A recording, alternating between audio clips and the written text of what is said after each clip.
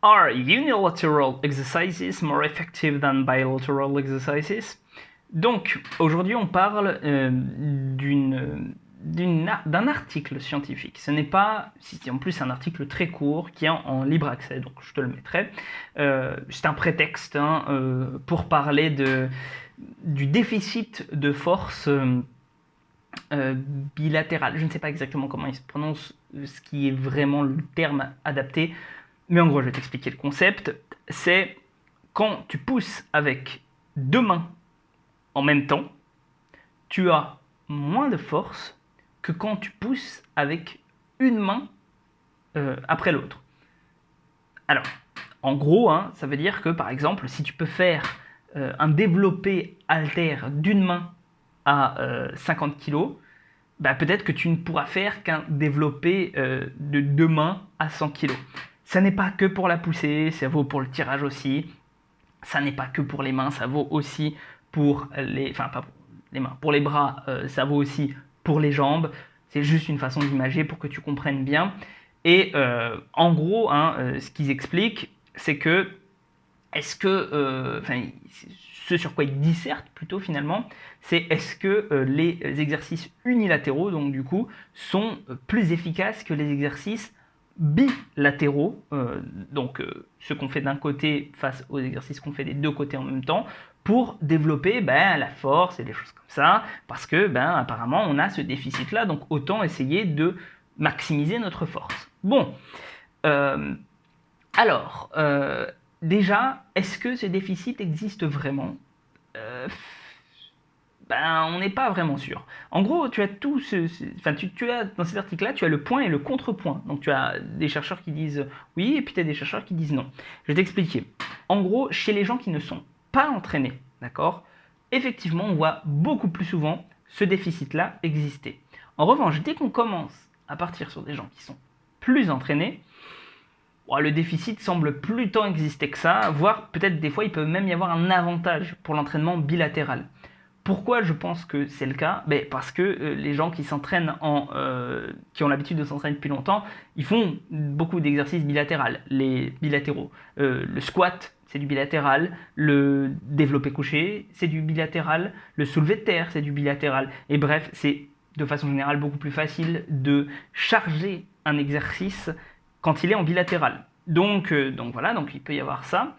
Mais en plus, je pense même pas que ce soit si problématique que ça, parce que je pense qu'en fait, si tu fais des gains, on va dire, que ce soit en bilatéral ou en unilatéral, tu auras un bon transfert de bilatéral à unilatéral et vice versa, d'accord? J'ai jamais vu personne qui faisait 50 kg par bras au développé halter qui réussissait pas à faire justement un minimum de 90 kg au développé couché. Alors après, tu as peut-être un déficit de force de 5-10 kg, d'accord? Mais ça reste peu, hein. Le déficit de force, il devient de moins en moins important. Et pareil, je suis assez convaincu qu'il y a des gars qui, au développé halter, ne se sont jamais entraînés au développé halter. En fait, s'ils ont un bench à 150, à 200, t'inquiète pas qu'au développé halter, ils vont soulever lourd, tu vois.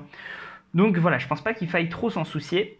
Je pense en revanche que ce qui est très bien développé dans l'article, c'est que l'important c'est la spécificité par rapport à ce que tu en fais. Sachant que, par exemple, tu as certains sports dans lesquels, si ce n'est l'immense majorité des sports en fait, où tu as beaucoup plus de travail, notamment sur les jambes, qui est fait de façon asymétrique, donc où tu vas devoir pousser sur une jambe, puis après pousser sur l'autre plutôt que sur les deux en même temps, ça peut être très intéressant d'intégrer de l'entraînement unilatéral, parce que en fait, ce que montre vraiment ça, cette étude-là, cet article-là, c'est que il y a une forme de spécificité dans tes gains, comme on le sait en fait tout le temps, hein.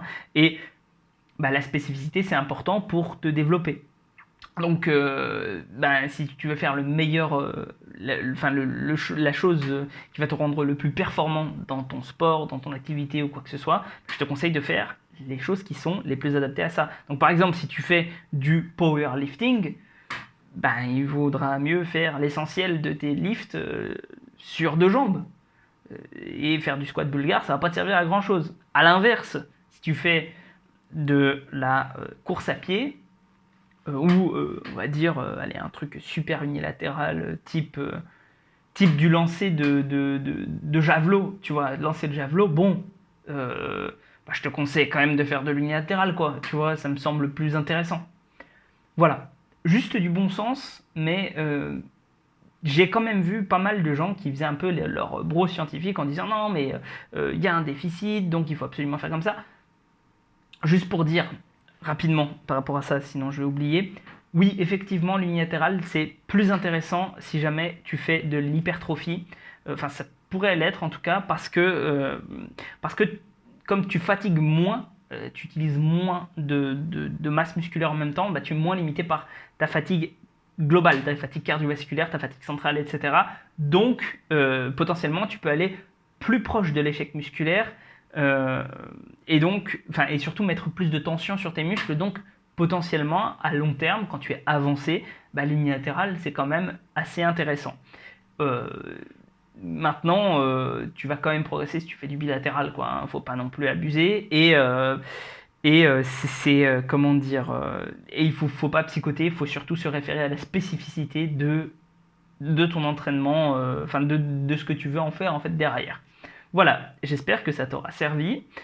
Tu peux retrouver le lien de l'étude en description comme d'habitude. Prends soin de toi et on se retrouve pour une prochaine vidéo.